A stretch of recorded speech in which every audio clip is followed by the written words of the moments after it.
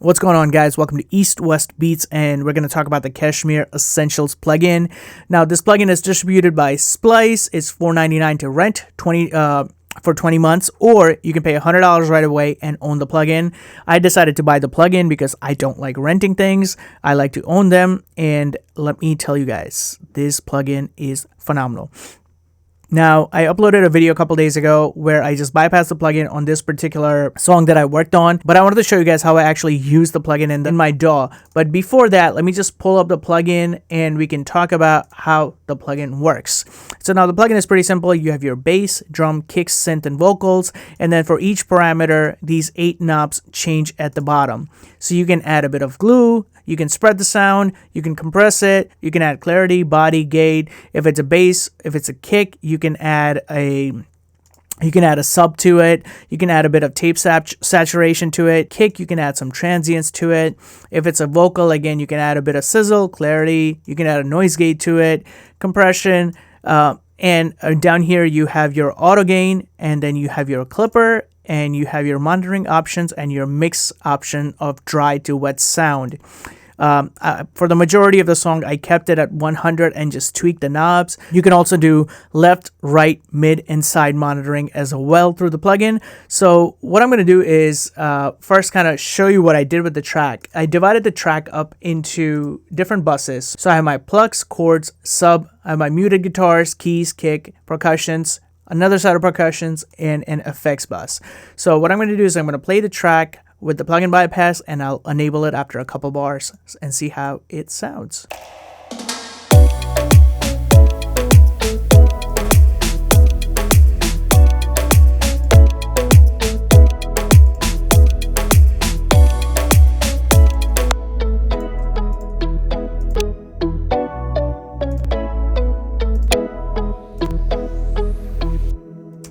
Alright guys, so let me walk you through how I use the plugin on different buses. So I kept my snares, clap, shakers, and some additional percussions in these 2 buses.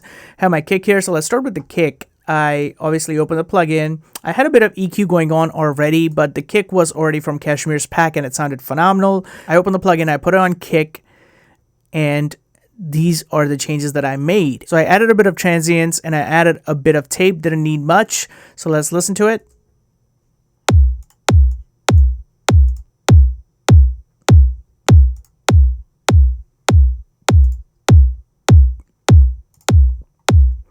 So I do hear a bit of low end that gets cut out in this, and I'm assuming that's to make the room for the bass. So let's load up the sub now. Now this is the sub without the plugin.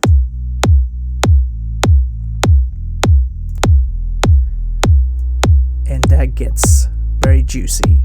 So I added another additional sub sound to it. I cut the sides and obviously added a bit of fuzz and a bit of harmonics to it, and it sounds phenomenal. All right, so next let's look at the chords.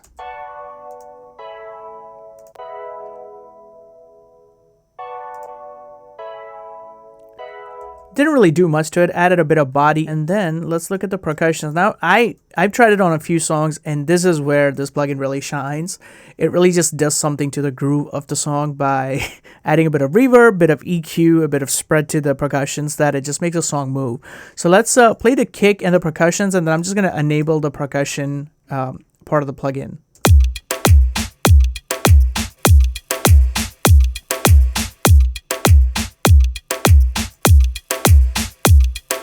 Now, it sounds like it's a bit of volume trick, but it's really not. Let's bump up the volume with the plugin bypassed.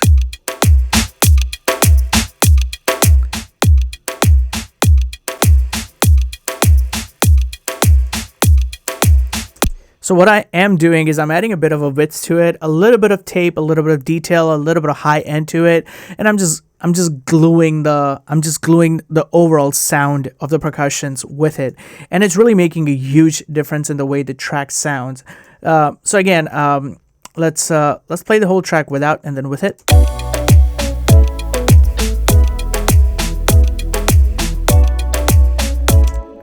I really like the sound of how the overall track is sounding with the plugin.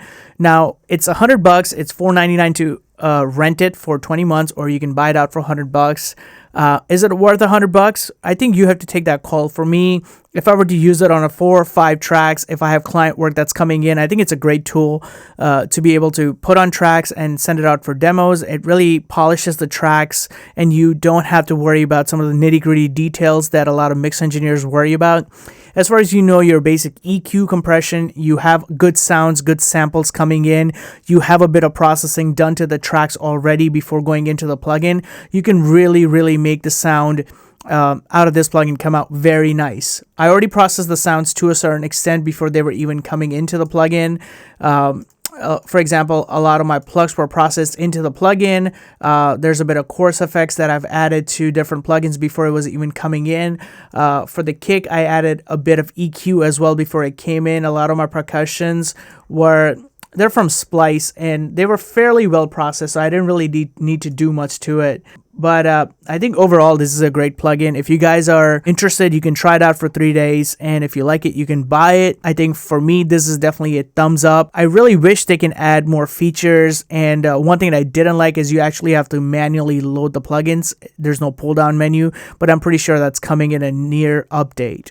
Again, guys, stay safe. Hope you guys like the plugin review. If you have any questions, just leave a comment below and I'll try and get to it. Until then, see you next time.